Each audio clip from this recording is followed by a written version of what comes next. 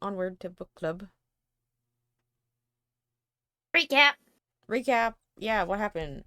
Oh, Mina and Van Helsing met, Oh and wait, I'll be right back. oh, okay.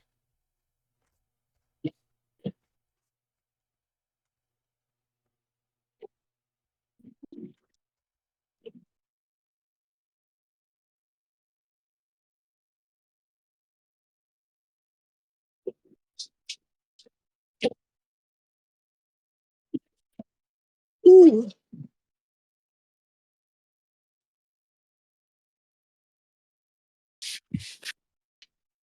Hello. Ah, Hello. How do you do? I do. I do. Okay. Let's see. What we're doing recap of chapter 14.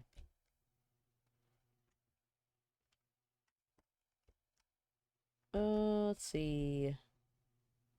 Mina and Van Helsing meet. They start talking. She tells him about Jonathan's experience. Jonathan's very weird experience. And then he's like, "Oh, I believe you. Let me meet Jonathan." And then he meets him, and then he goes back to wherever, I don't know wherever he was. Sees the newsletter thingy, the article, reads about the Bloofer lady and how children are getting kidnapped or whatnot. Then he goes shocked. He's like, "Oh no, it's starting." And then goes back to meet with Dr. Seward. He has this very long talk with Dr. Seward of trying to get Dr. Seward to come to the conclusion on his own. But Seward's not getting it. So Van Helsing's just like, "Can't you see that they were made by Miss Lucy?" That's how I imagined him saying it.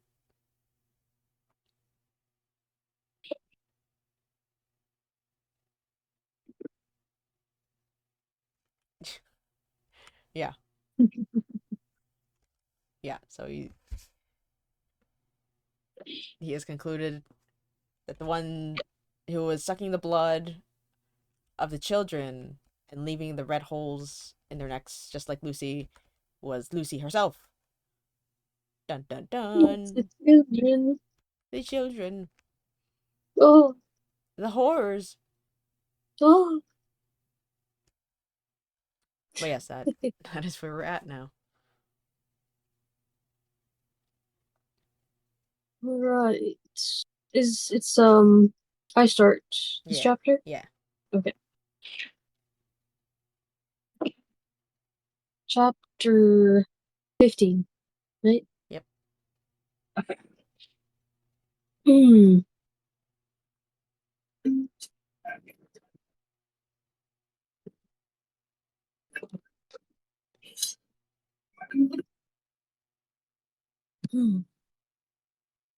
Chapter 15.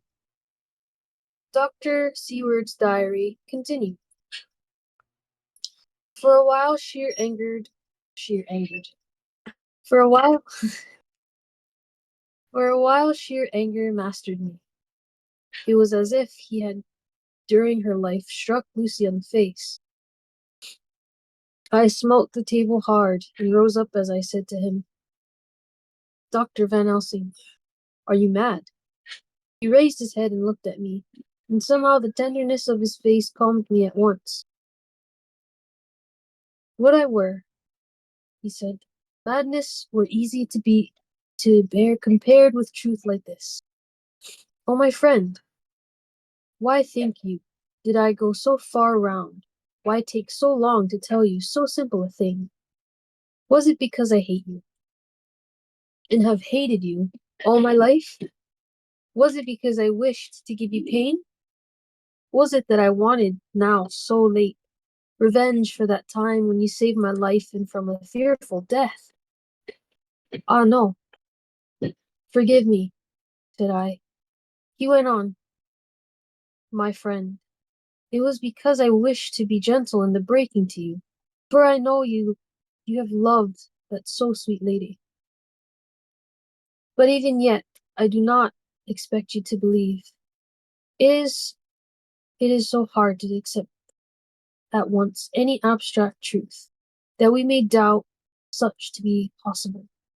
When we have always believed and know of it, it is more hard still to accept so sad a concrete truth, and of such a one as Miss Lucy. Tonight, I go to prove it. Dare you come with me? This staggered me. A man does not like to prove such a truth. Byron accepted in the category jealousy,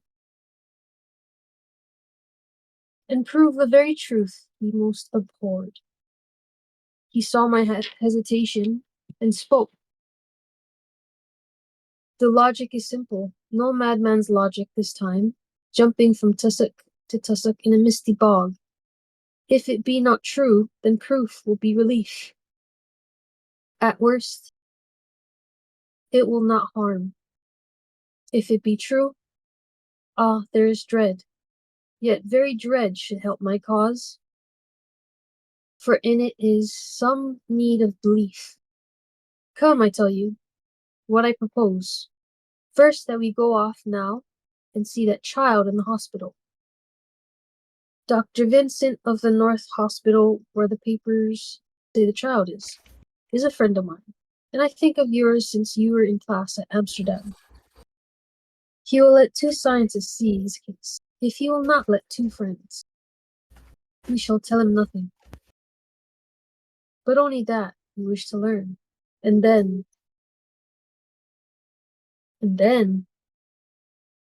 he took a key from his pocket and held it up.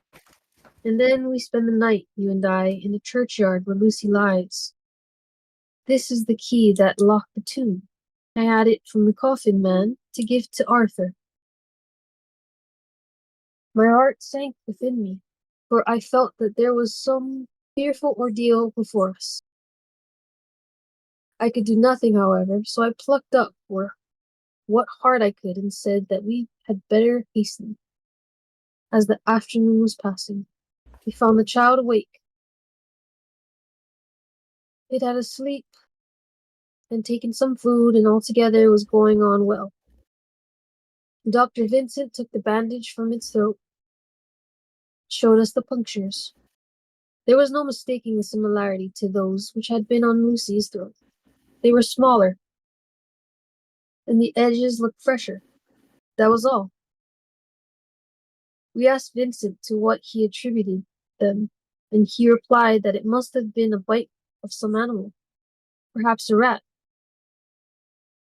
But, for his own part, he was inclined to think that it was one of the bats which are so numerous on the northern heights of London. Out of so many harmless ones, he said, there may be some wild specimen from the south of a more malignant species. Some sailor must have brought one home, and it managed to escape. Or even from the zoological gardens.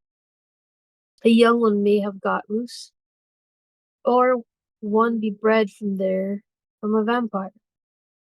These things do occur, you know. Only 10 days ago, a wolf got out and was, I believe, traced up in this direction. For a week after, the children were playing nothing but Red Riding Hood on the heath, and in every alley in the place, until this Blue-Fillet scare came along. Since when it has been quite a gala time with them. Even this poor little mite, when he woke up today, asked the nurse if he might go away. When she asked him why he wanted to go, he said he wanted to play with the Blue-Fur lady. I hope, said Van Helsing, that when you are sending the child home, you will caution its parents to keep strict watch over it. These fancies to strays are most dangerous, and if the child were to remain out another night, it would probably be fatal. But in any case, I suppose you will not let it away for some days. Certainly not. Not for a week at least. Longer if the wound is not healed. Our visit to the hospital took more time than we had reckoned on, and the sun had dipped before we came out. When Van Helsing saw how dark it was, he said, There is no hurry. There is no hurry. There is no hurry. It is more late than I thought. Come, let us seek somewhere that we may eat, and then we shall go on our way. We dined at Jack Straw's castle along with a little crowd of bicyclists and others who were genially nosy. About 10 o'clock we started from the inn, and then it was then very dark, and the scattered lamps made the darkness greater.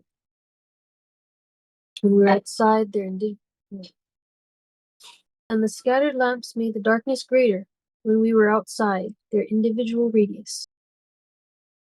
The professor had evidently noted the road we were to go on, for he went on unhastily. But as for me, I was in quite a mix-up as to locality. As we went further, we met fewer and fewer people, so at last we were somewhat surprised when we met even the patrol of horse police going on. Till at last we were somewhat surprised when we met even the patrol of horse police, going their usual suburban rounds. At last we reached the wall of the churchyard, which we climbed over, with some little difficulty, for it was very dark, and the whole place seemed so strange to us. We found the western rotunda. The professor took the key, opened the creaky door, and standing back politely, quite unconsciously, motioned me to precede him. There was a delicious irony in the offer, in the courtliness of giving preference on such a ghastly occasion. My companion followed me quickly and cautiously drew the door to. After carefully ascertaining that the lock was falling, and not a spring one, in the latter case we should have been in a bad plight. Then he fumbled in his bag and taking out a matchbox and a piece of candle, proceeded to make a light. The tomb in the daytime, and when wreathed with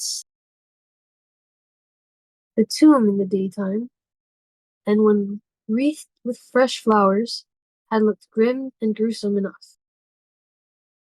Now, some days afterwards, when the flowers hung blank and dead, their white turning to rust and their greens to browns, when the spider and the beetle had resumed their accustomed dominance, when time discolored stone and dust-encrusted mortar and rusty, dank iron and tarnished brass and clouded silver plating gave back the feeble glimmer of a candle, the effect was more miserable and sordid than could have been imagined.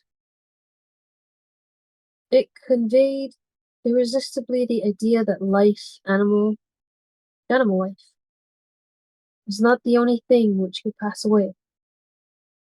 Van Helsing went about his work systematically, holding his candle so that he could read the coffin plates, and so holding it that the sperm dropped in white patches, which congealed as they touched the metal. He made assurance of Lucy's coffin. Another search in his bag, and he took out a turn screw. What are you going to do? I asked. To open the coffin. You shall yet be convinced. Straight away he began taking out the screws, and finally lifted off the lid, showing the casing of lead beneath. The sight was almost too much for me. It seemed to be as much an affront to the dead as it would have been to have stripped off her clothing in her sleep whilst living. I actually took hold of his hand to stop him. He only said, "You shall see," and again, fumbling in his bag, took out a tiny Fritzl, striking the turn screw through the lead with a swift downward stroke. Oh my gosh. Striking the turn screw through the lead with a swift downward stab, which made me wince. He made a small hole, which was, however, big enough to admit the point of the saw. I had expected a rush of gas from the week-old corpse. We doctors who have had to study our dangers have to become accustomed to such things, and I drew back towards the door. But the professor never stopped for a moment. He sawed down a couple of feet along one side of the lead coffin and then across, and down the other side, taking the edge off the loose flange.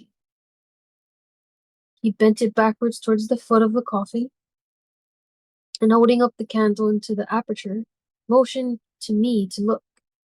I drew near and looked. The coffin was empty. It was certainly a surprise to me and gave me a considerable shock, but Van Helsing was unmoved. He was now more sure than ever of his grounds, and so emboldened to proceed in his task. Are you satisfied now, friend John? He asked. I felt all the dogged argumentativeness of my nature awaken within me as I answered him. I am satisfied that Lucy's body is not in that coffin, but that only proves one thing. And what is that, friend John? That it is not there. That is good logic, he said, so far as it goes. But how can you account for it not being there? Perhaps a body snatcher, suggested. Some of the Undertaker's people may have stolen it. I felt that I was speaking folly, and yet it was the only real cause which I could suggest. The professor sighed. Ah, well, he said. We must have more proof. Come with me. He put on the coffin lid again, gathered up all his things and placed them in the bag, blew out the light, and placed the candle also in the bag. We opened the door and went out. Behind us, he closed the door and locked it. He handed me the key, saying, "Will you keep it? You had better be assured." I laughed.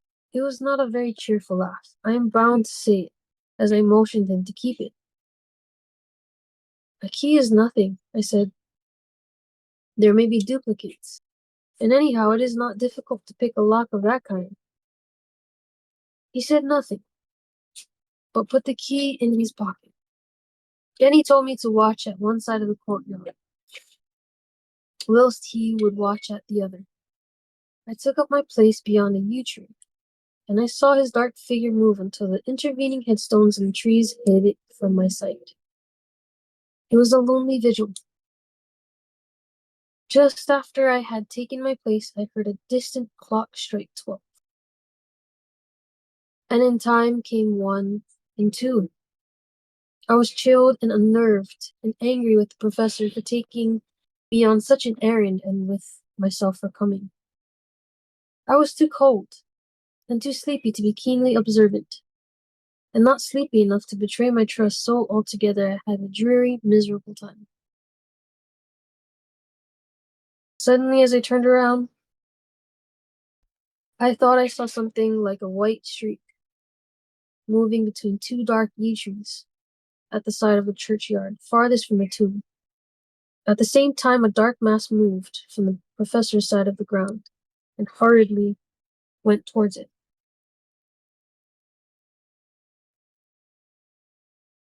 Then I moved too. Then I too moved. But I had to go round headstones and railed off tombs, and I stumbled over graves. The sky was overcast, and somewhere far off, an early cock crew. A little way off, beyond a line of scattered juniper trees, which marked the pathway to the church, a white, dim figure flitted in the direction of the tomb.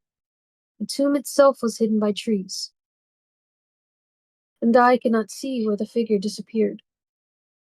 And I heard the rustle of actual movement where I had first seen the white figure.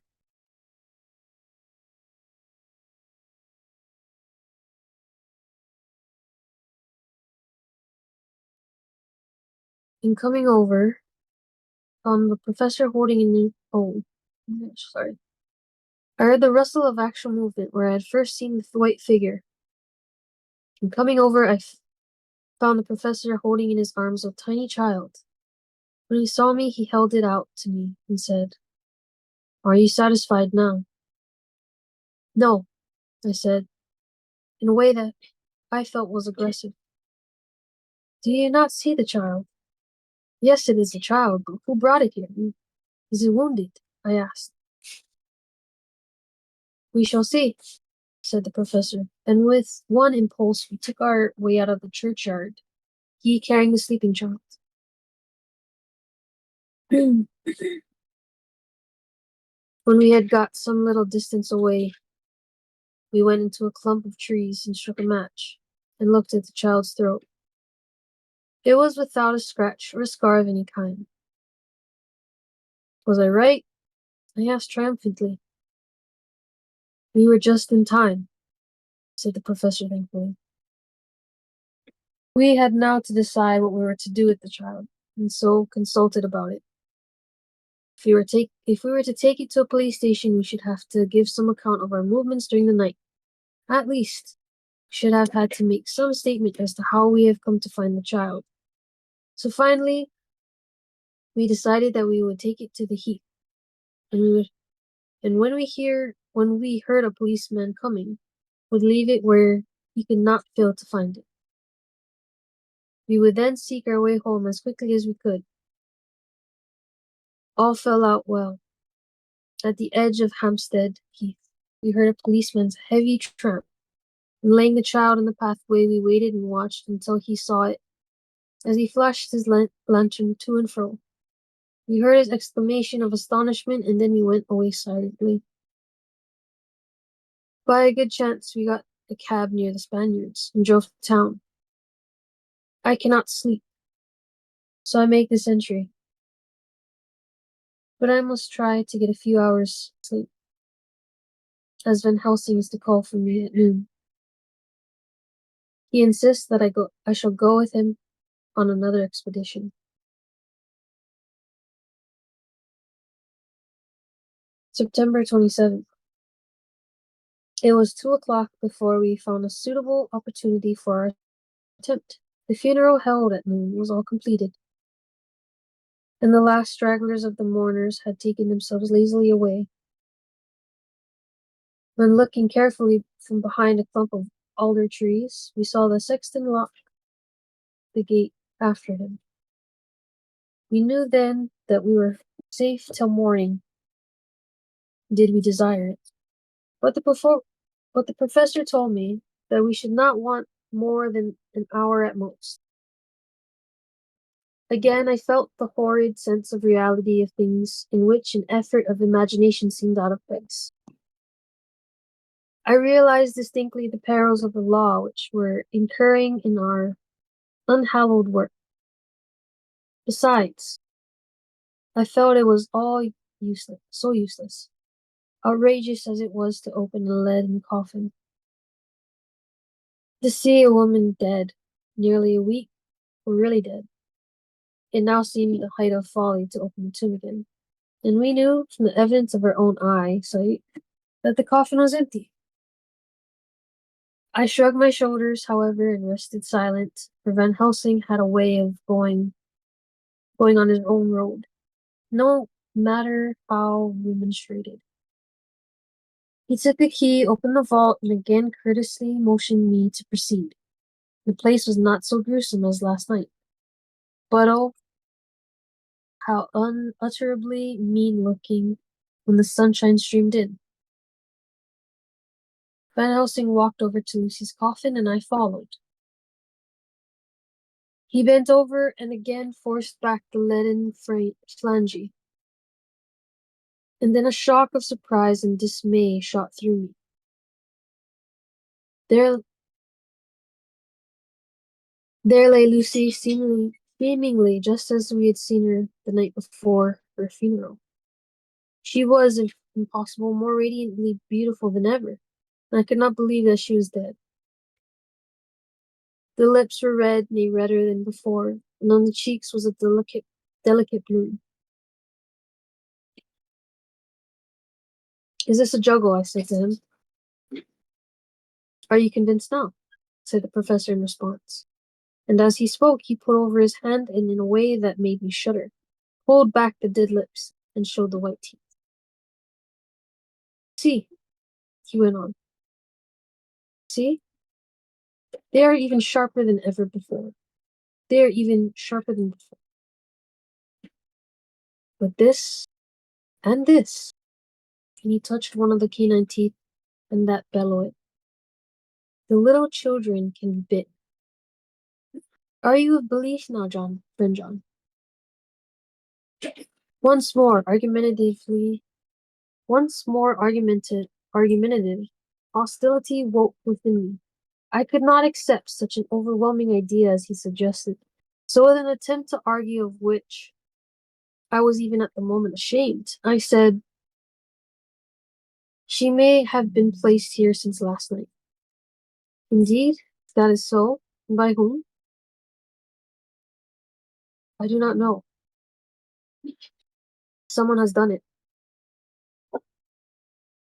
And yet she has been dead 1 week. Most peoples in that time would not look so."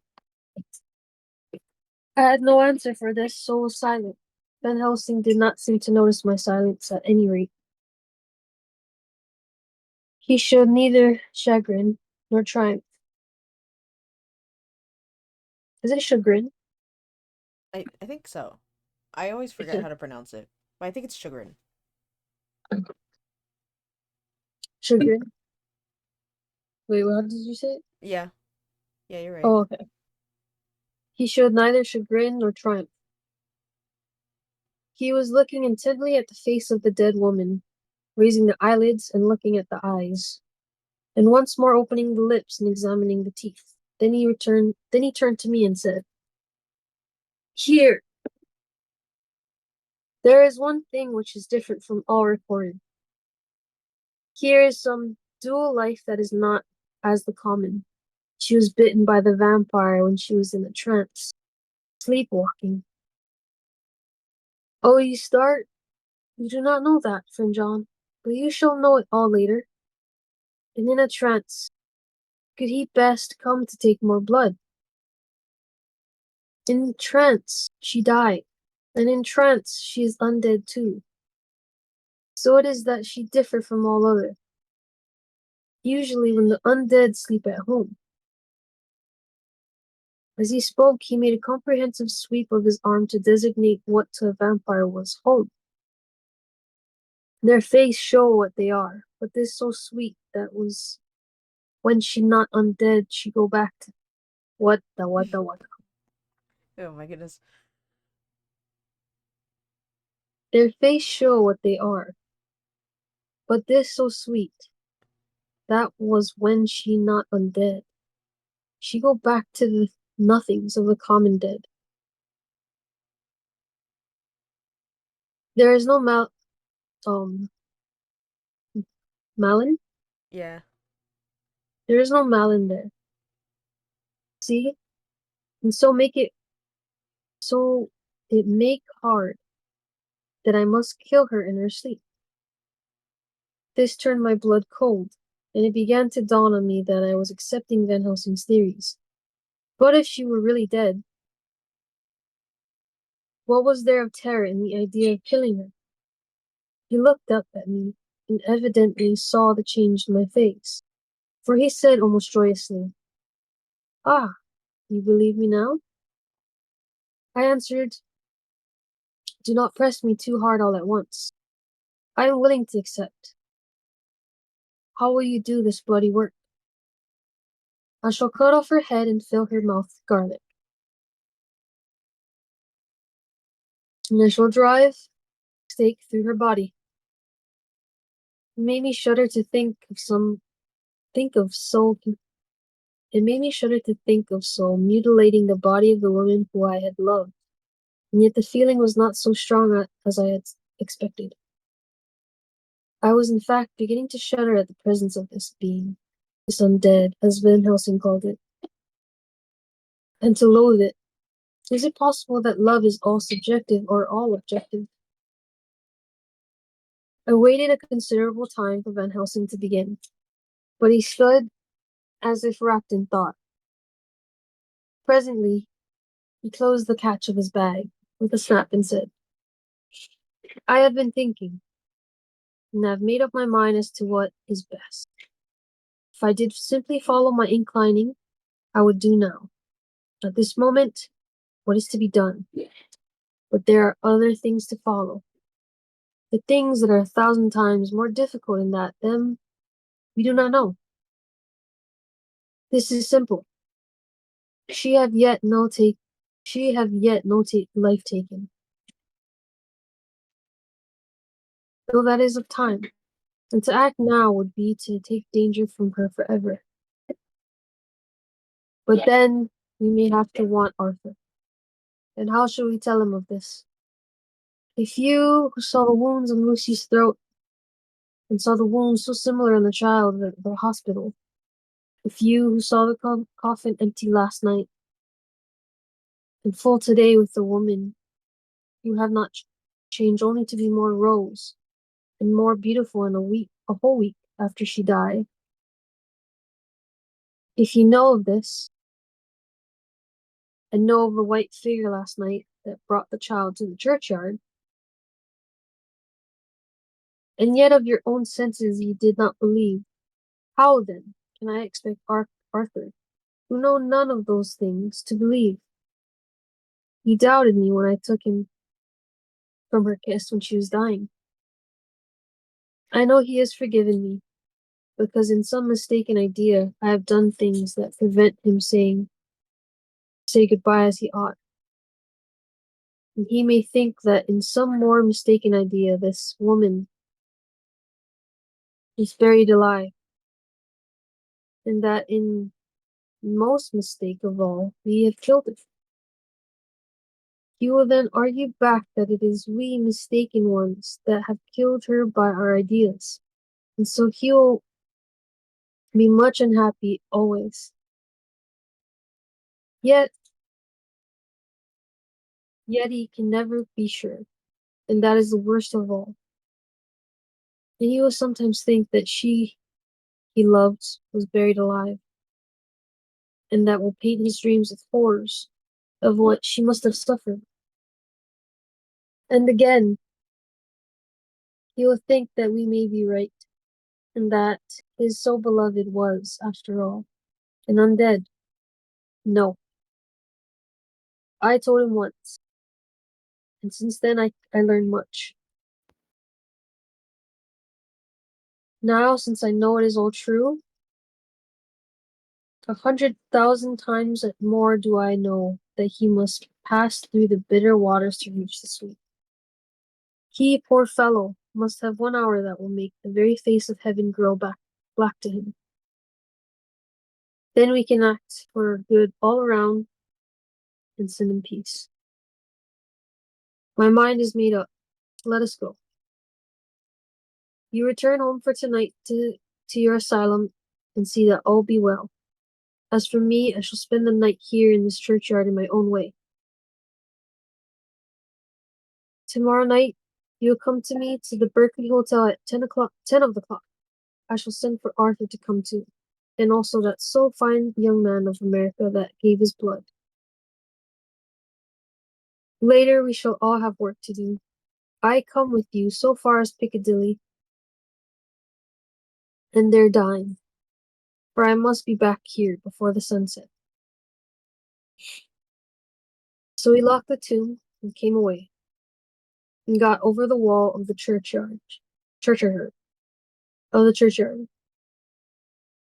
which was not much of a task, and drove back to Piccadilly. You want me to read? Yes. Okay. Ooh. Okay. Note left by Van Helsing in his portmanteau. Yeah, portmanteau. Yeah. Berkeley Hotel, directed to John Seward, M.D. Not delivered. September 27th. Friend John. I write this in case anything should happen. I go alone to watch in that churchyard. It pleases me that the undead Miss Lucy shall not leave tonight. That so on the morrow night she may be more eager. Therefore I shall fix some things she like not, garlic and a crucifix, and so seal up the door of the tomb. She is young as undead, and will heed. Moreover, these are only to prevent her coming out. They may not prevail on her wanting to get in, for then the undead is desperate, and must find the line of least resistance, whatever it may be. I shall be at hand all night from sunset till after the sunrise, and if there be aught that may be learned, I shall learn it. From Miss Lucy, or from her, I have no fear. But the other, to whom is there that she is undead, he have now the power to seek her tomb and find shelter. He is cunning, as I know from Mr. Jonathan, from the way that all along he have fooled us, when he played with us for Miss Lucy's life. And we lost, and in many ways the undead are strong. He have always the strength in his hand of 20 men. Even we 4 who gave our strength to Miss Lucy, it also is all to him. Besides, he can summon his wolf, and I know not what. So, if it be that he come thither, or this night, he shall find me, but none other shall, until it be too late. But it may be that he will not attempt the place. There is no reason why he should. His hunting ground is more full of game than the churchyard where the undead woman sleep, and the one old man watch. Therefore, I write this in case. Take the papers that are with this, the diaries of Harker and the rest, and read them, and then find this great undead, and cut off his head, and burn his heart, or drive a stake through it, so that the world may rest from him. If it be so, farewell. Van Helsing. Dr. Seward's Diary. September 28th. It is wonderful what a good night's sleep will do for one.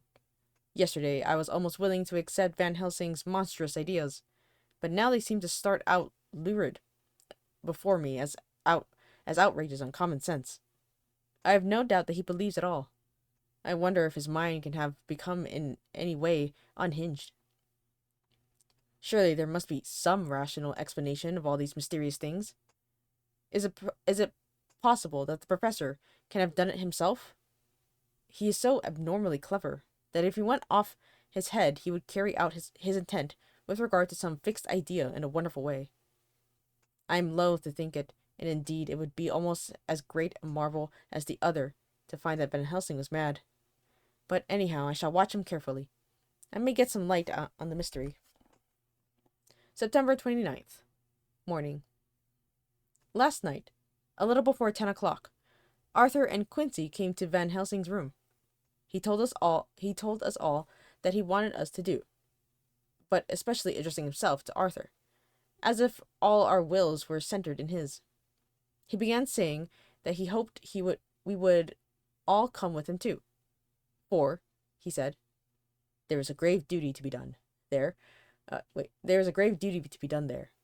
You were doubtless surprised at my letter? This query was directly addressed to Lord Godalming. I was. It rather upset me for a bit. There has been so much trouble around my house of late that I could do without any more. I have been curious, too, as to what you mean. Quincy and I talked it over, but the more we talked, the more puzzled we got. Till now I can say for myself that I'm about up a tree as to any meaning about anything. Me too, said Quincy Morris. Look, laconically? Sounds right. Yeah? Okay. Laconically. Oh, said the professor.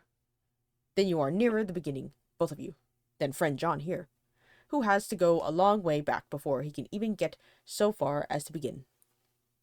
It was evident that he recognized my return to my old doubting frame of mind, without having said a word.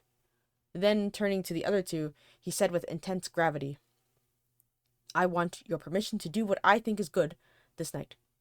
It is, I know, much to ask, and when you know what it is I propose to do, you will know, and only then how much.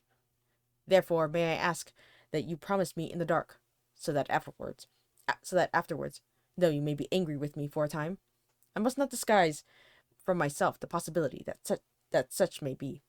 You shall not blame yourselves for anything. That's frank, anyhow, broke in Quincy. I'll answer for the professor. I don't quite see his drift, but I swear he's honest, and that's good enough for me. Thank you, sir, said Van Helsing proudly. I've done myself the honor of counting you one trusting friend, and such endorsement is dear to me. He held out a hand, which Quincy took. Then Arthur spoke out. Dr. Van Helsing, I don't quite like to buy a pig in a poke, as they say in Scotland. And if it be anything in which my honor as a gentleman or my faith as a Christian is concerned, I cannot make such a promise.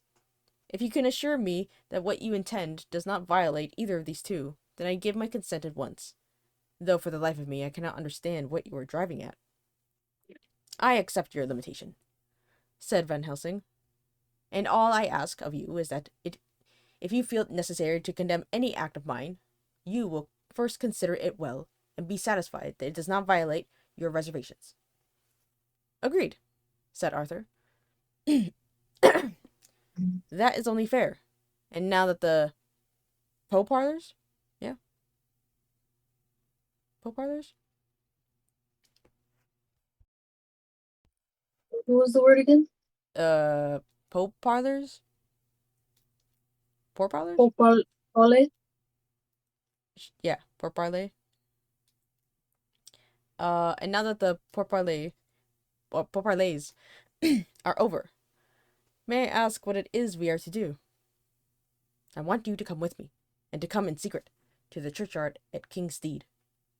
Arthur's face fell as he said, in an amazed sort of way, Where is poor Lucy?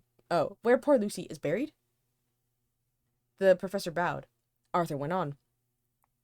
And where then? To the tomb. Arthur stood up. Professor, are you in earnest? Or is it some monstrous joke? Pardon me, I see that you are in earnest. He sat down again, but I could see that he sat firmly and proud, as one who is on his dignity. There was silence until he asked again. And when in the tomb? To open the coffin. This is too much, he said angrily, rising again. I am willing to be patient in all things that are reasonable, but in this desecration of the grave, of one who... He fairly choked with indignation. The professor looked pityingly at him. If I could spare you one pang, my poor friend, he said, God knows I would. But this night our feet must tread in thorny paths, or later and forever the feet you love must walk in paths of flame. Arthur looked up with with set white face and said, Take care, sir, take care. Would it not be well to hear what I have to say? Said Van Helsing. Then you will at least know the limit of my purpose. Shall I go on? That's fair enough, broke in Morris. After a pause, Van Helsing went on, evidently with an effort. Miss Lucy is dead. Is it not so? Yes. Then there can be no wrong to her. But if she be not dead? Arthur jumped to his feet. Good God, he cried. What do you mean? Has there been any mistake? Has she been buried alive? He groaned in anguish that not even hope could soften. I did not say she was alive, my child. I did not think it. I go no further than to say that she might be undead. Bro, Van Helsing. He's really just ripping off the Band-Aid, huh? Yeah. He's like, I'm not saying she's alive. I'm saying she's just undead. Goodness. Okay. Undead? Not alive? What do you mean? Is this all a nightmare? Or what is it? There are mysteries which men can only guess at, which, age by age, they may solve only in part. Believe me, we are now on the verge of one, but I have not done. May I cut off the head of dead Miss Lucy? Oh my gosh. Heavens and earth, no! Cried Arthur in a storm of passion. Not for the wide world will I consent to any mutilation of her dead body. Dr. Van Helsing, you try me too far. What have I done to you that you should torture me so? What did that poor sweet girl do that you should want to cast such dishonor on her grave? Are you mad to speak such things, or am I mad to listen to them? Don't dare to think much of such a desecration. I shall not give my consent to anything you do. I have a duty to do in protecting her grave from outrage, and by God, I shall do it. Van Helsing rose up from where he had all the time been seated, and said gravely and sternly, My Lord Godalming, I, too, have a duty to do. A duty to others, a duty to you, a duty to the dead, and by God, I shall do it. All I ask you now is that you come with me, that you look and listen, and if when later I make the same request, you do not be more eager than its fulfillment, even than I am, then I shall do my duty, whatever it may seem to me. And then, to follow your lordship's wishes, I shall hold myself at your disposal, to render an account to you, when and where you will. His voice broke a little, and he went on with a voice full of pity. But, I beseech you, do not go forth in anger with me. In a long life of acts which were often not pleasant to do, and which sometimes did wring my heart, I have never had so heavy a task as now. Believe me, if the time comes for you to change your mind towards me, one look from you will wipe away all this so sad hour. For I would do what a man can to save you from sorrow. Just think, for why should I give myself so much of labor and so much of sorrow? I have come here from my own land to do what I can of good. At the first to please my friend John, and then to help a sweet young lady, whom, too, I came to love. For her I am ashamed to say so much, but I say it in kindness. I gave what you gave, the blood of my veins. I gave it, I, who was not, like you, her lover, but only her physician and her friend. I gave her to my nights and days, before death, after death, and if my death can do her good even now, when she is the dead undead, she shall have it freely. He said this with a very grave, sweet pride, and Arthur was much affected by it. He took the old man's hand and said in a broken voice, Oh, it is hard to think of it, and I cannot understand, but at least I shall go with you and wait. Oh, that's the end of it.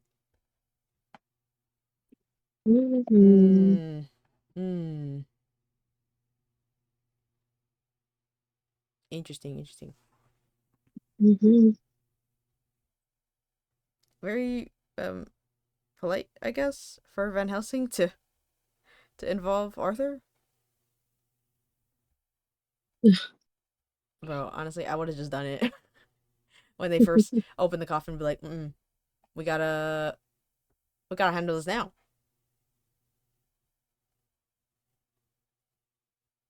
No time to waste. Yeah.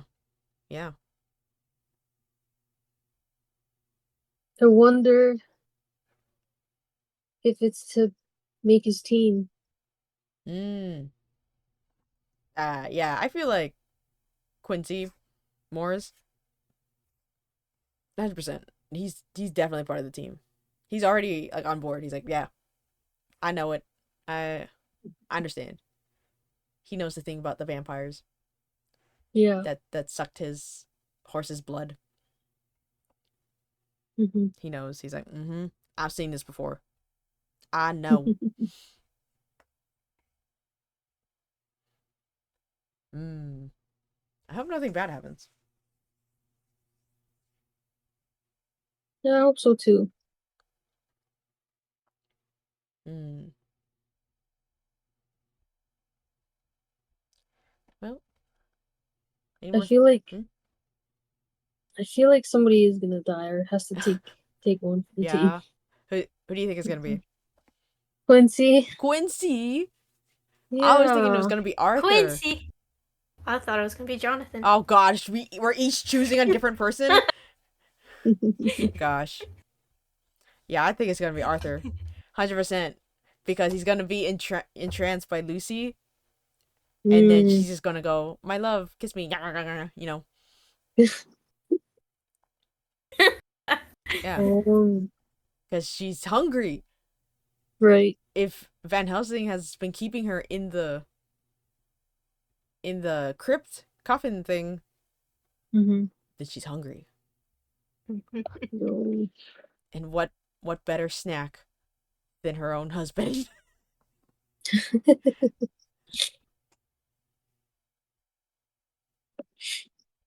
Oh, I could see that. Mhm. I was thinking Quincy because he was a little too eager to step up to the plate. Ah, true. Maybe he will die later. Maybe all three will die. Ah, not Van Helsing. Oh, No. Oh, the other ones, the other three. Yeah. I see. Yeah, probably. maybe that'd be a big twist. Everyone's dying. Yeah, Everyone dies, but Van Helsing, and he's like, no, not again. not again. Oh, my friends are dead. My friends are dead. Curse you, Dracula. I will find you. Blah blah blah. Blah blah Oh, blah. so Van Helsing gets away, and he'll forever. It'll was it forever be a cat and mouse chase. Yeah. I wonder if it's gonna end like that. Still in like a Hmm. stalemate cat and mouse chase, Yeah. or is there gonna be like a final showdown? Mm-hmm. He'll be like, you know how hard it is to make friends. Incredibly hard because you keep killing them. Your people, the ones you're making.